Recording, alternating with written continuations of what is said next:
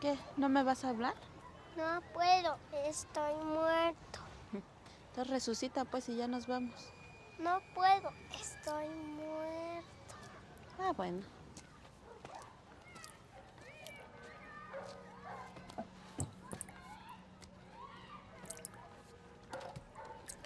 ¿Qué haces?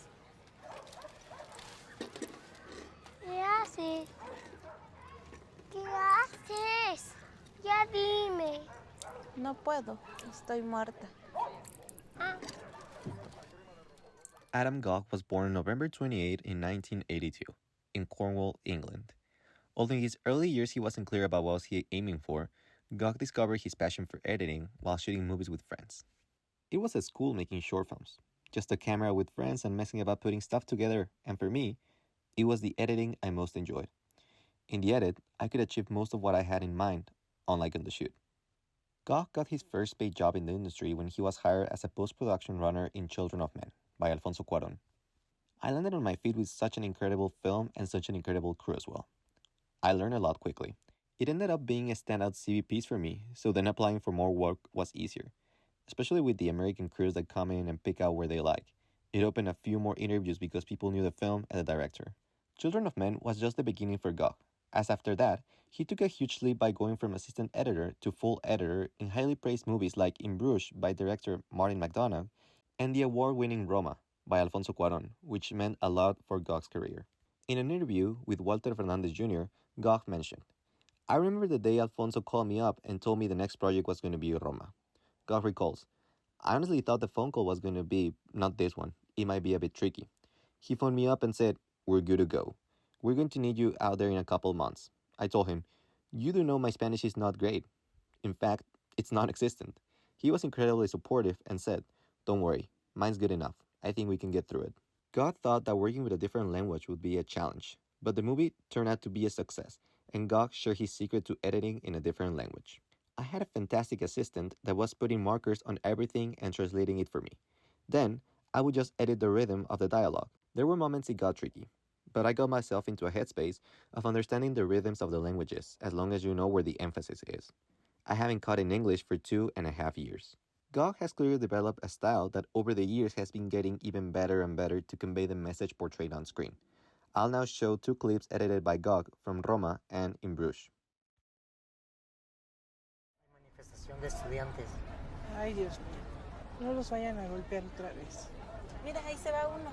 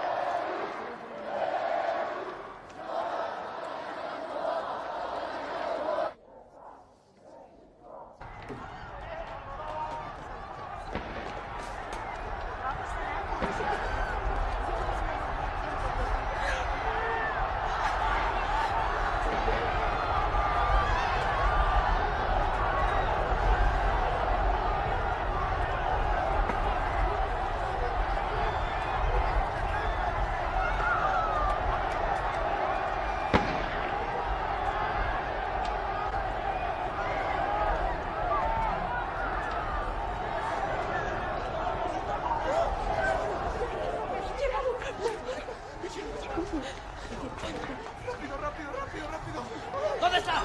¿Dónde está, chicas? ¿Dónde está?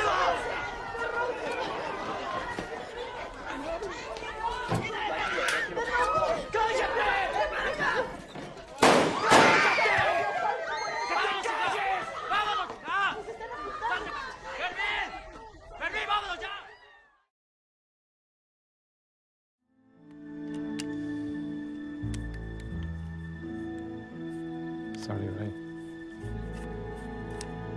I'm sorry.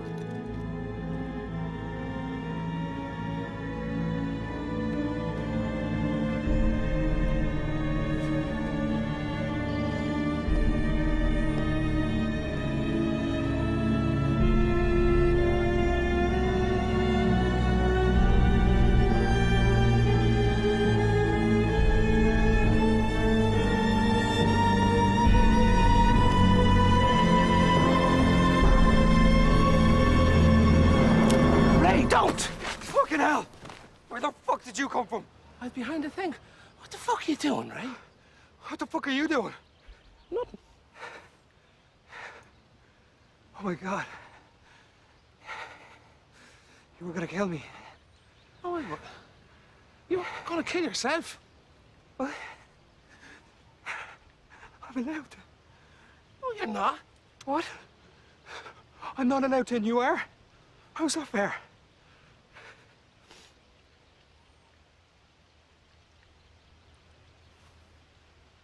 We'll go somewhere and talk about this, please. As we can see, both clips are very different from each other, but each one conveys the message very effectively. If we take a look at the first clip, we can see how we first have a shot that introduces you to the characters and kind of gives you a sense of claustrophobia. You hear that something is going on, but you cannot see. Then, we cut to the car of our characters parking, and we are given more context of the space where we are. Lots of people walking on the street as if something was about to happen. Then, we have a tracking shot of our characters heading into their destination, but at the same time, we can see police officers. So mixed with the sounds, we can already imagine it's some sort of protest going on in here. Then, we have a shot of our characters heading towards a building, and now we have a full context about that what is going on here is indeed a protest. After this, we cut to the inside of the building on a very long panning shot that gives us context about where we are, and that stuff is getting out of hand out there, due to how people are running towards the windows and people are running out on the street. When the panning ends, we see our characters looking somewhere, which leads to the next cut. That reveals what our characters are looking at, which is the protesters breaking into the building. To me, this scene is an absolute editing masterpiece, because it shows you that you don't need a lot of cuts to convey a message effectively. We only needed 6 cuts to establish the whole situation and what is going on in here. Nevertheless, the shot never gets boring because there's always something happening on frame, and also the audio keeps you engaged with all the mess happening out there. Moving on to our next scene, we can see the complete antithesis of the previous scene. This one is fast and quick. I love this scene because it accurately portrays that very humane feeling of how everything is calm before the storm. It's like when you're about to approach a celebrity to ask for a picture. You are so calm moments before, planning how you will approach them, but when you're approaching, your heart starts beating so fast and everything is just happening so fast and quick. And once the climatic moment is done, everything comes back to normal.